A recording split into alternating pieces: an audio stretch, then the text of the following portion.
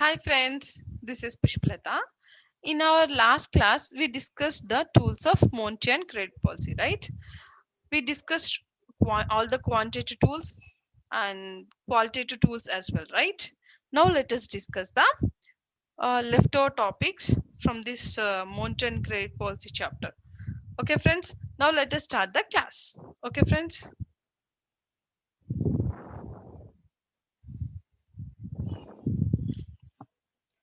See, friends, monetary policy can be expansionary policy or contractionary policy. Now, let us discuss expansionary policy, friends. In expansionary policy, money supply in the economy increases. Yes. See, friends, here money supply in the economy increases. So, we can understood that the money easily available in the economy. If money easily available in the economy, automatically the rate of interest will be low, right? The rate of interest reduces, right? So then we can call it as cheap money. In cheap money, people borrow money with very low interest rate. Okay, friends. In cheap money, people borrow money with very low interest rate. So in cheap money, the interest rate will be very low. We must understand this, friends. Okay, friends. See, in expansionary policy, due to the excessive money supply with low interest rate, people prefers to borrow more from the banks, right? If people borrows money from the bank, then they'll invest that money into their business, right? So that the so that it boosts the growth rate of economy. Yes, friends. So I can conclude here that expansionary policy is used to revive the economic growth. Yes, friends. Many countries during the period of recession followed this expansionary policy to revive their economic growth. Yes. I hope you understood expansionary policy, friends. Now let us discuss contractionary policy. What is contractionary policy, friends? In contractionary policy, the money supply in the economy decreases. See, friends, if money supply in the economy decreases, then the demand for money increases in the economy. We all know that due to the huge demand, the rate of interest also high, right? Yes, friends. So that we can call it as dear money. Yes, in dear money, interest rates will be very high. We must understand that, friends. We must realize that in dear money, interest rates will be very high. Okay, friends. What is the goal of this, friends? To read the goal of contractionary policy is to reduce the inflation, friends. How how, friends? See, friends, here less money circulates in the economy, right? Interest rate is also very high. So here money supply is, here in contractionary policy, money supply is less, right? Money supply decreases, right? So interest rates are also very high. Here less money is circulating in the economy. See, friends, people, here interest rates are high, so people prefers to borrow very less due to the high interest rate, right? If people borrows less from the banks, then the less money circulates in the economy, right? If less money circulates in the economy, automatically inflation also reduces. Yes, friends, I already discussed with you all these concepts in my previous video. I already discussed with you the relationship between the money supply and inflation in my previous classes. Okay, I hope you can recollect all those concepts. Okay, friends. Now I can conclude here that co- contractionary policy is useful to reduces the prices.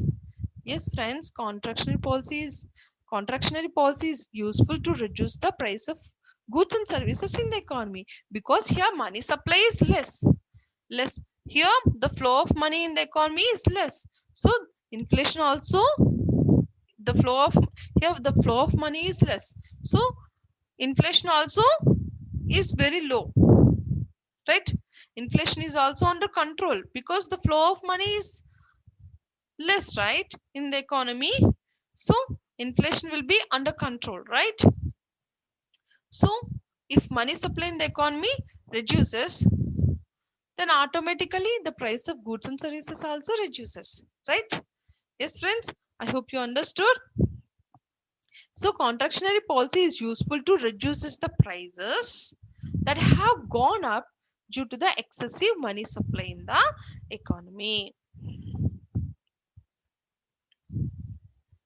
Okay, friends, I hope you understood contractionary policy. Now let us discuss the next topic, that is standing deposit facility. Okay, friends, standing deposit. What is standing deposit facility? Standing deposit facility allows the RBI to absorb liquidity from the commercial banks without giving government securities in return to the banks. Now we understood here clearly one thing, friends. Standing deposit facility Standing deposit facility allows the RBI to absorb excess liquidity from the commercial banks without giving government securities in return to the banks. So RBI can absorb excess liquidity from the banks without giving government securities as a collateral to the banks, right? So yes, we have everyone has a doubt, right? We have reverse repo mechanism. Then what is the necessity of standing deposit facility? Yes, I'll explain you the difference between the standing deposit facility and reverse repo mechanism. Friends, don't worry. See, friends, under reverse repo mechanism, we all know that under reverse. See, friends, under reverse repo mechanism, banks will get government securities in return. Yes, when they give excess money to the RBI. Yes, friends, not only that, an interest of reverse repo rate is also provided to the banks. Yes, not only that, friends. See, friends, in reverse repo mechanism, banks in repo mechanism, RBI has to give government securities to the banks. In return, when banks give excess money to the RBI, yes, RBI has to give government securities. Yes, friends. But suppose, friends, suppose if RBI has to absorb tremendous amount of money from the banking system through reverse repo window, then it will be very difficult for the RBI, right? Because RBI has to provide such volume of government securities to the banks in return, right? Yes, RBI has to provide such volume of government securities in return to the banks, right? It is very difficult. Yes, friends. So, yes, friends, this was occurred during the period of demonetization. Yes, during the period of demonetization, it was occurred for the RBA.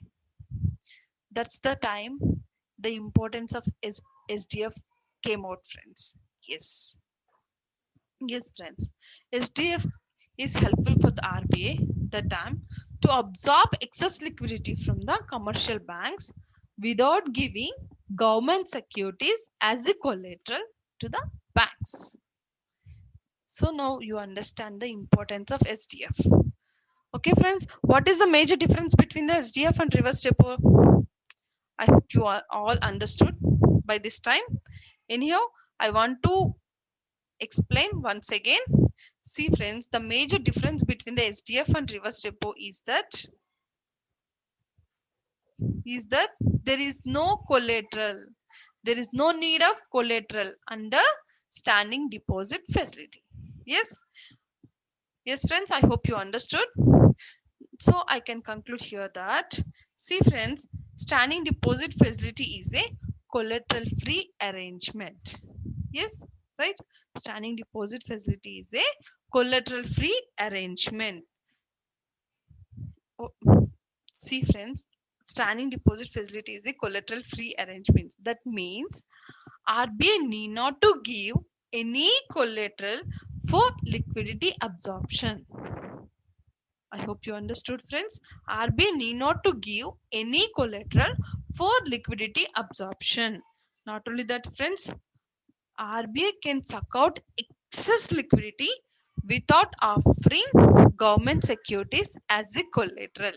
Yes, now in, now you can understand clearly. I hope you understood clearly, friends, the major difference between the standing deposit facility and reverse repo, and you understood the standing deposit facility very clearly, right? Okay, friends, now let us move to the next topic, that is quantitative easing.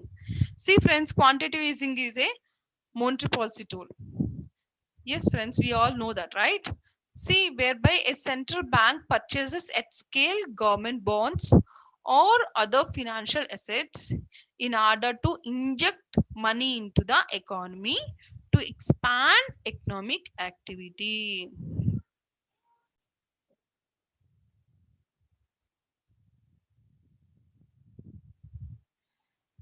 See, friends, quantitative easing is a monetary policy tool whereby a central bank purchases at scale sorry central bank purchases at scale government bonds or other financial assets in order to inject money into the economy to expand economic activity. Yes, friends, here what RBI used to do, friends, by using quantitative or easing, RBI used to purchase the government bonds, friends, to inject the money into the economy.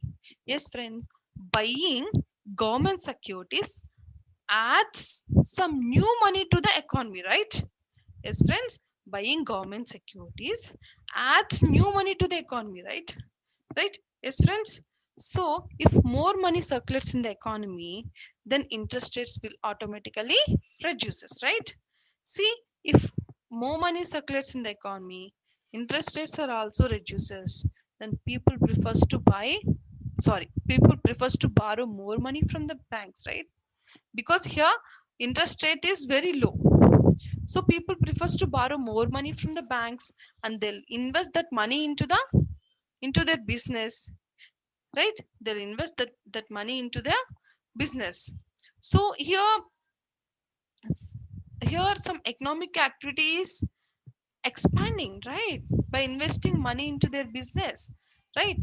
Not only that, it boosts the growth rate of an economy, right? So quantitative easing can help bring the economy out of recession. Yes, friends, major central banks worldwide followed in global recession in global financial crisis of 2007 and 8. Yes, friends, quantitative easing it can helpful for the quantitative easing. Many central banks, not only one country, friends, many central banks followed worldwide this quantitative easing in global financial crisis of year 2007 and 8. Okay, friends, I hope you understood. See, friends, this quantitative easing is considered to be an unconventional form of monetary policy. Okay, I hope you understood, friends. Now let us move to the next topic. Operation Twist. Yes. Operation Twist is RBS simultaneous selling of short-term securities.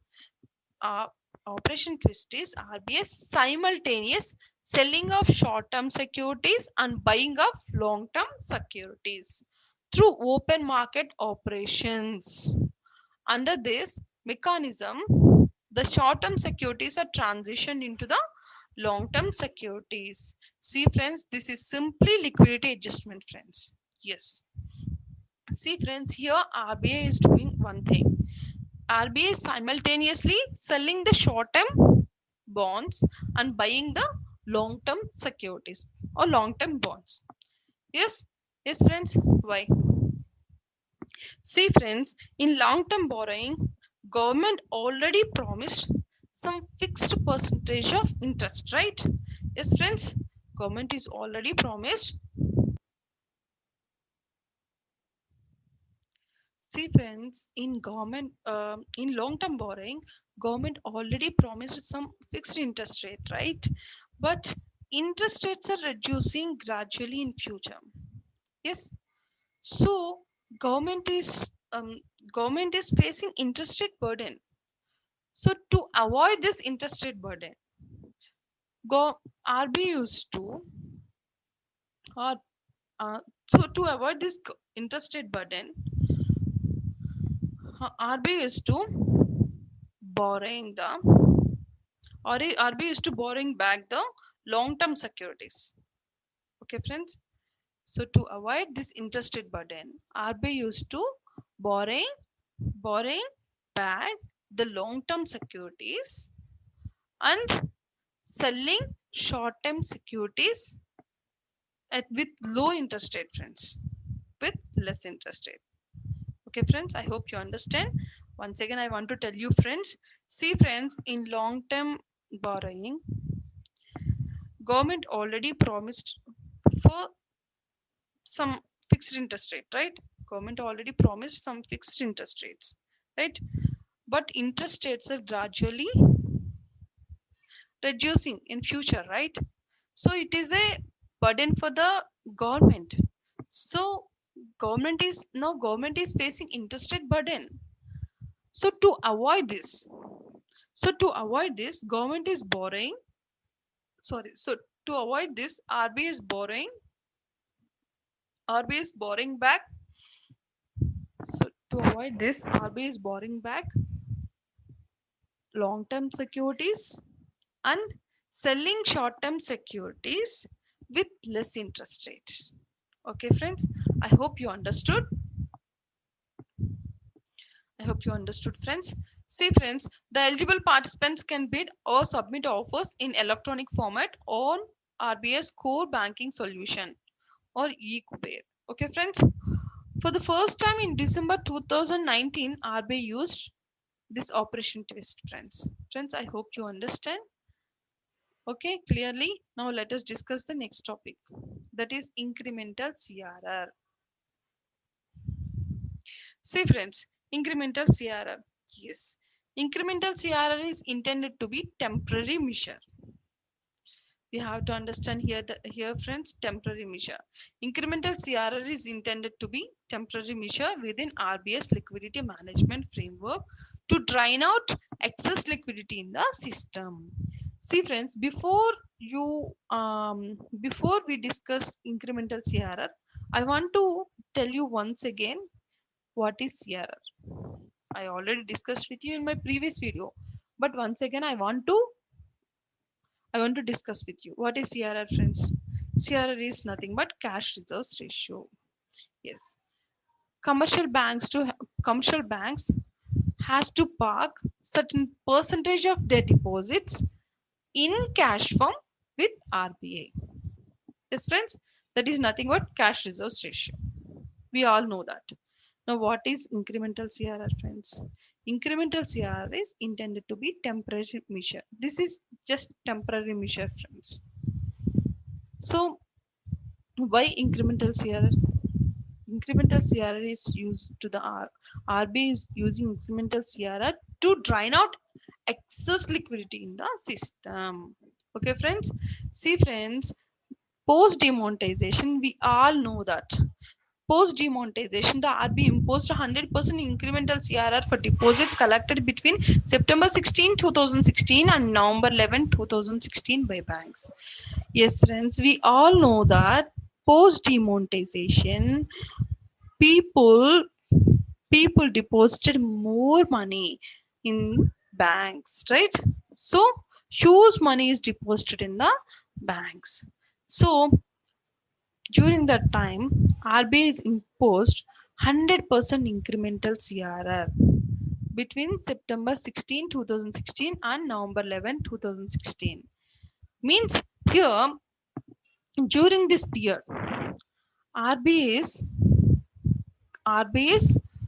during this period, banks has to deposit the entire deposits with RBI in cash form.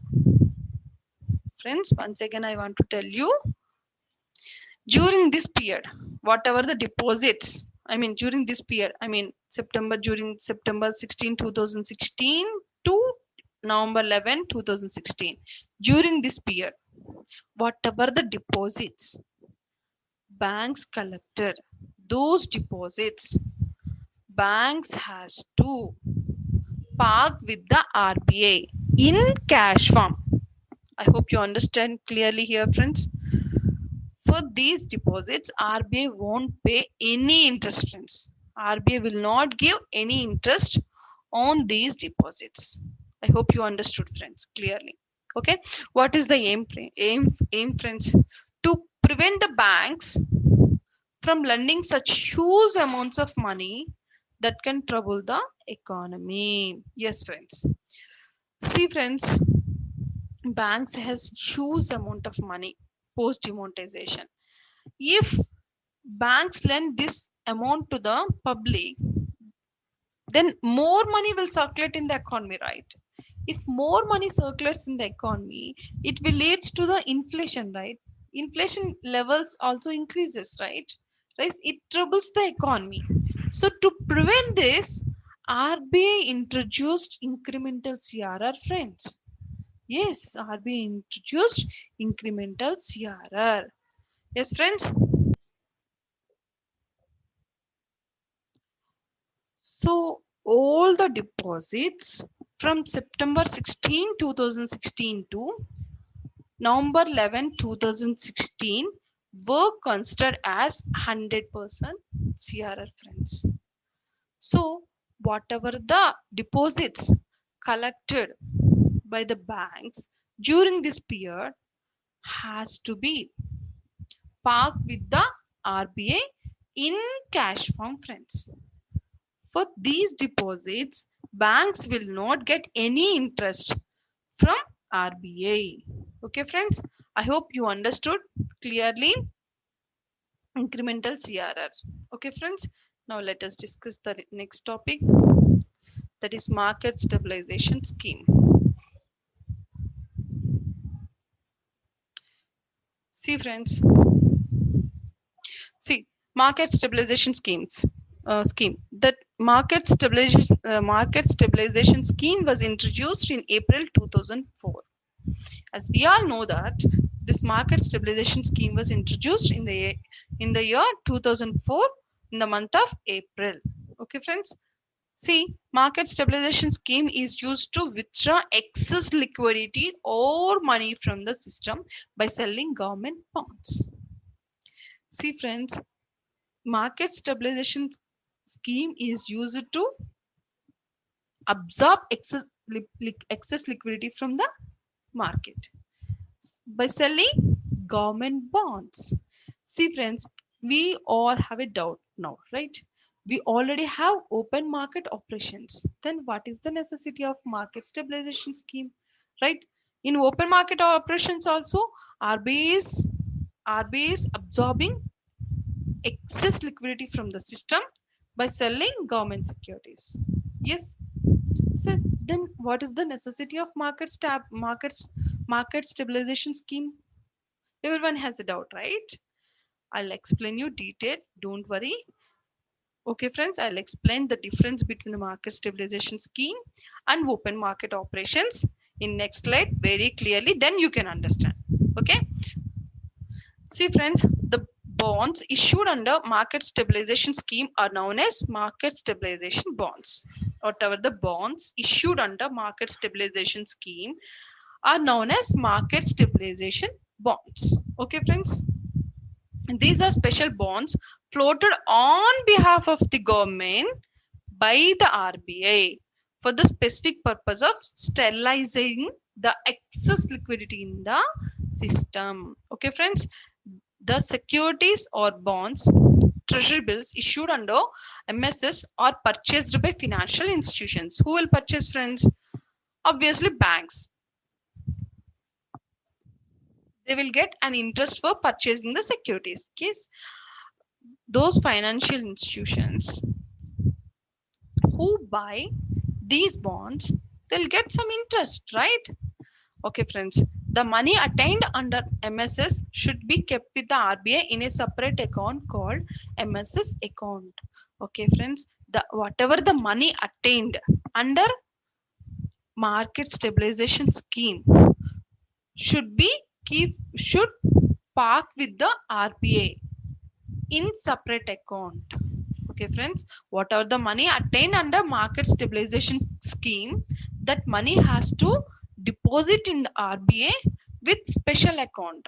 That account name is market stabilization scheme account. Okay, friends, in that account, the whatever the money attained under market stabilization scheme will deposit in that market stabilization scheme account in RBA. Okay, friends, I hope you understood clearly here. See, friends, interest payments have to be given to the institutions who buys bond. Okay, friends, whatever the financial institutions buys bond, for those institutions, interest payments are also giving. Okay, interest payment, interest also paying to the those institutions who buys these bonds. Okay, friends, for the interest payment, the government allocates money from its budget to the RBA. Yes, friends, here one thing we have to understand: to pay interest to the financial institutions, here government itself allocating some money from its budget to the RBA.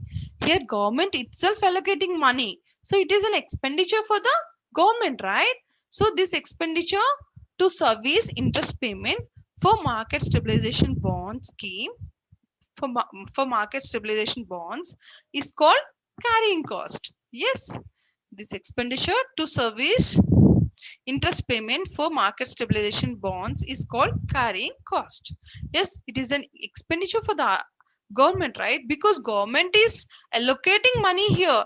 Government is allocating money here from its budget to the RBA to pay interest to the bondholders, right? Okay, I hope you understood, friends.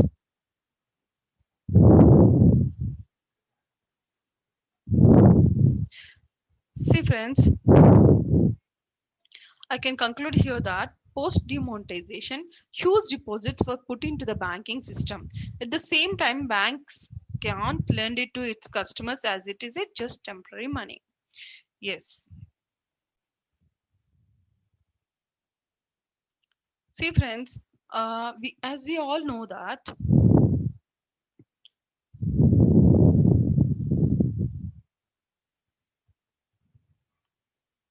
See, friends, as we all know that post demonetization, huge deposits were put into the banking system, right? Yes, post demonetization, many people deposited their money in the banks, right? So at the same time, banks can't lend it to its customers if because it is just temporary money, right? Not only that, if banks lend it to its customers that choose money, the money is more money circulates in the economy, so it may leads to the inflation and it troubles the economy a lot. So to prevent this, RBI imposed 100% incremental CRR, as we discussed, right? As we all know that RBI imposed 100% incremental CRR for deposits collected during that period, right? We already discussed, right?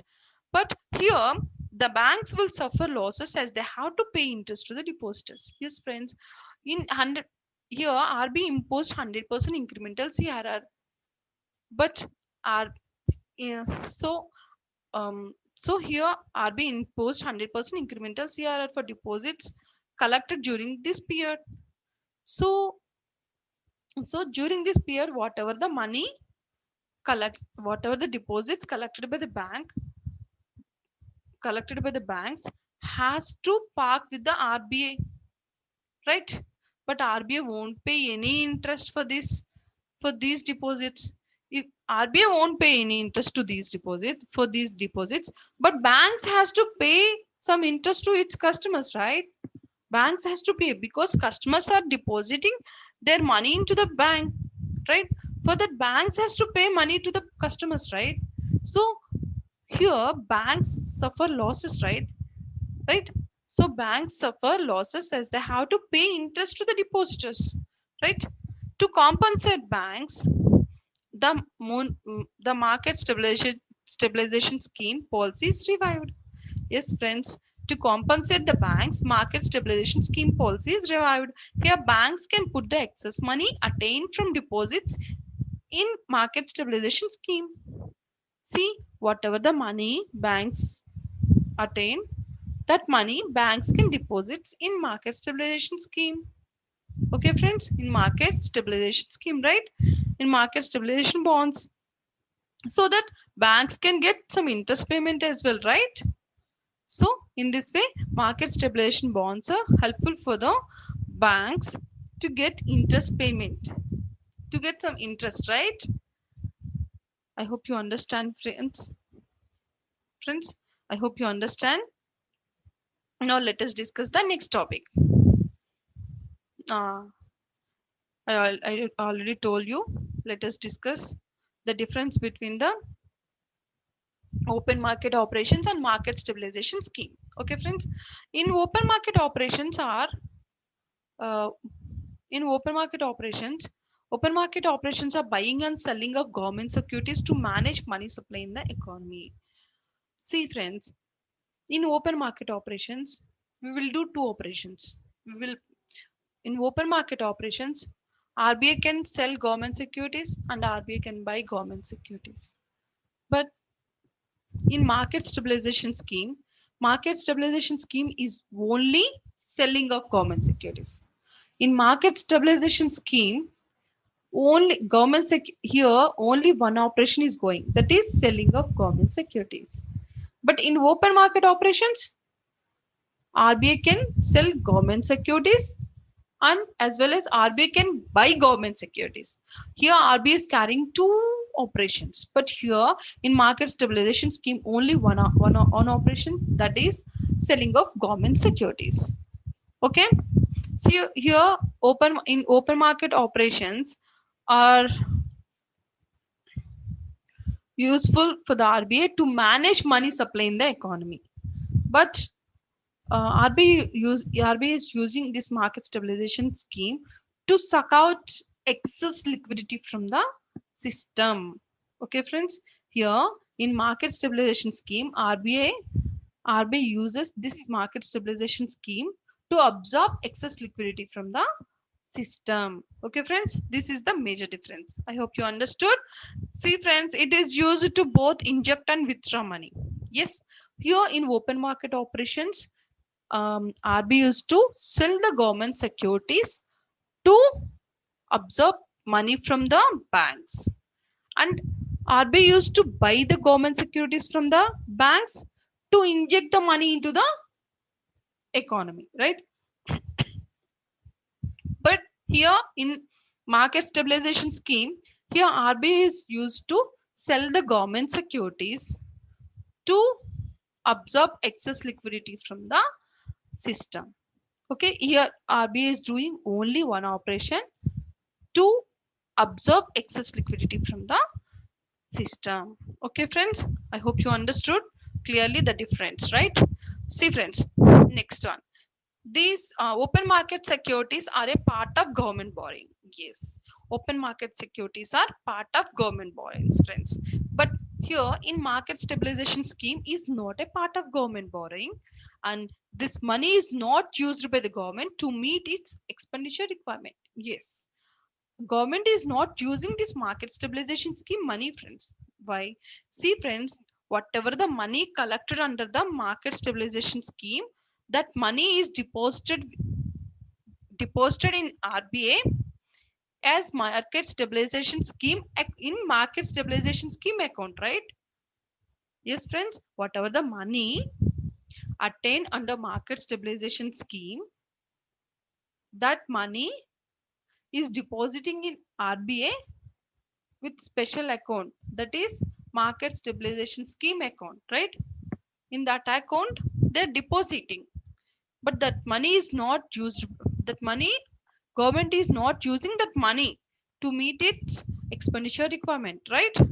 Not only that, the money raised through the selling of securities, sorry, the money raised through the selling of securities is kept with the RBI. Yes, the money raised, the whatever the money collected through the selling of securities is kept with the RBI only, right? In separate account that is known as market stabilization scheme account, right? So our government is not using that money. So it is not a part of government borrowing. Yes, I hope you understood, friends. I hope you understood the difference between the open market operations and market stabilization scheme clearly, right? Now let us discuss the next topic, that is Monetary Policy Committee. Yes, friends. See what is Monetary Policy Committee, and now let us discuss all. Now let us discuss about Monetary Policy Committee, friends.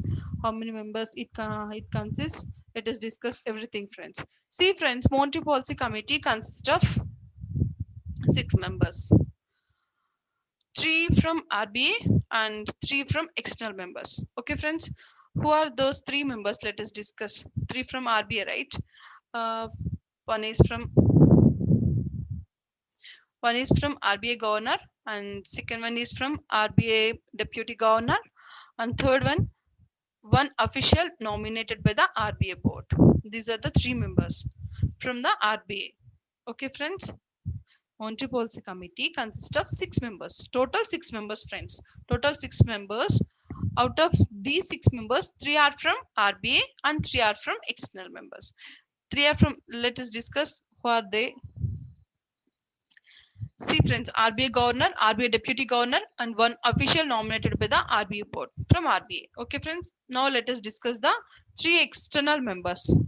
See, friends, these three external members are selected by the government of India, friends.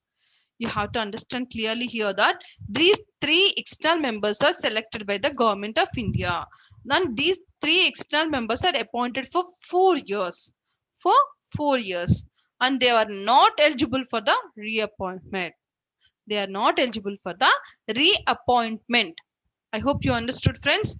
See, friends, this Monetary Policy Committee meets at least 4 times in a year. This Monetary Policy Committee has to meet at least 4 times in a year. Okay, friends, I hope you understood. All the decisions are taken based on the majority vote. Yes, friends. Suppose all the decisions are taken based on the majority vote only, friends. Okay. In case of tie, the RBI governor has the casting vote. Suppose, friends, if out of 6 members, if 4 agreed, then the decision will be final. Suppose if 3 are agreed and 3 members are not agreed, then the decision will be pending, right? Then in that situation, RBI governor has the final. RBI governor has the casting vote. That is the final. Okay. Okay, friends. RBI governor can use his casting vote. Okay, friends. I hope you understood. In case of tie, the RBI governor has the casting vote. He can vote that time. Okay, friends. I hope you understood. Okay, friends.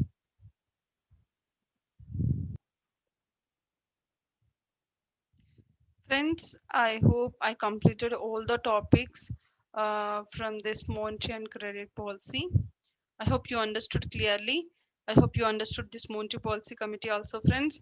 See, friends, in this Monetary Policy Committee, all the decisions are taken based on the majority vote. I hope you understood this point, right?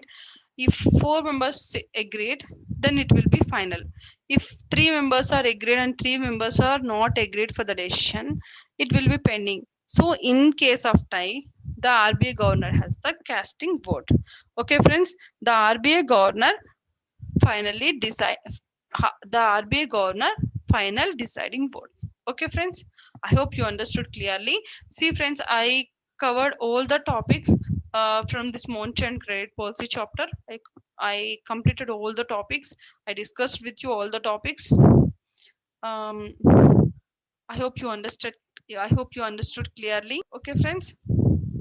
Thank you, friends. I'll definitely meet you.